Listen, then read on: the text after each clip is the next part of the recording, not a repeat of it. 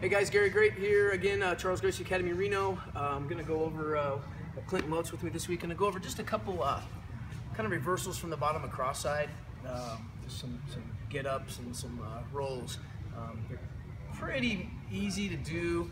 A couple of them are kind of in a dangerous spot, so you got to be careful. But basically, first one he's cross side, and if he's got both arms on that side of me, over here, I want to try to get this in his armpit. And what I'm going to do sometimes, I'm going to frame off, okay, and I'm going to get both hands here. And I want both hands, this little C-clamp, to get right here.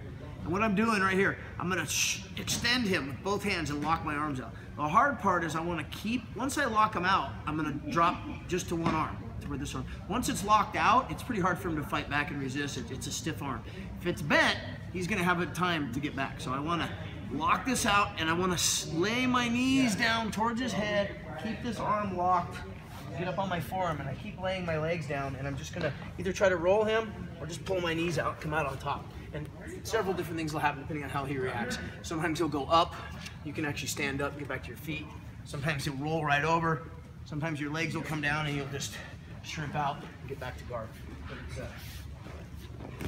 It's difficult to stop once you get in here. Just be really careful when you have this and you're trying to get your hands in here. This arm's in danger all the way around. So a lot of times you get in front of the face, you get to here and just shove. Once you're here, don't bend, let that arm bend again as you're coming up. Lock it out, lay your knees down, and come up. From here you got a couple of, depending on which way he goes, depends on your reaction. A little way to get this sometimes, if you're having trouble right here, is gonna kind of pinch your knees against him and your hands against him. So he's kind of sandwiched in between you. And what I'm gonna do here is just a quick shock and drop in my feet so I can lock this out. And then once it's locked out and he tries to fight back, it's pretty difficult. I just keep my knees towards his head, back to my feet, guard, whatever I want to do. So that little trick you can do when you shove him here, you're pushing, have him sandwiched between, shotgun those knees down, it helps you stand up. Another one I do, this one kind of from the normal grip. And again, this one's kind of dangerous to do, but you'll feel it if this guy's base is jacked up.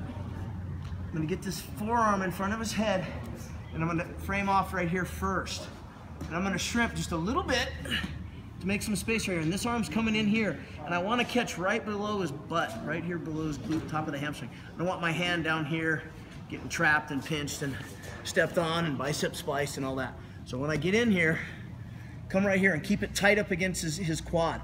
And what I'm doing, usually as I shrimp away and I get this hand under, he's driving me back. And as I do, I'm pushing his head and pulling his butt towards me. And as I do, his hand's under my head here on this side, pulling his hips towards me, pushing his head, and I'm bridging straight over my, just an upa. Roll to get. It's kind of dangerous. Sometimes you're out of the frying pan into the fire, so to speak, on it, but you're here. He's inside. If I feel like I can get frame here, boom.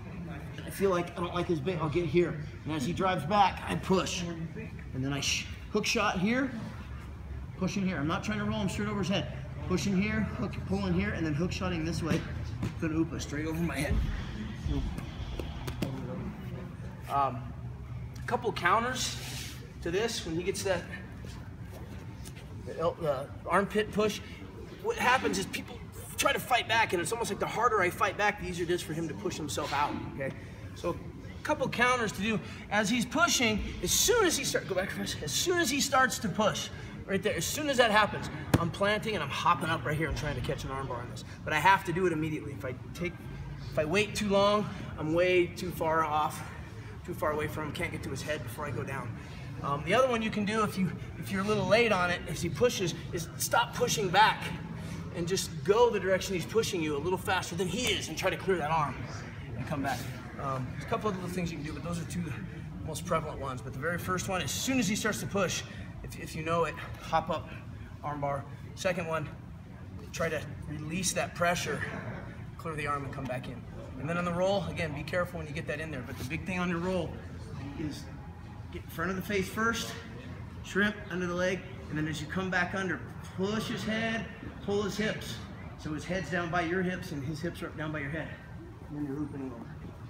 That's pretty much it. Just did a couple little things this week, so keep keeping it simple. Thanks a lot. BJJReno.com. That's it.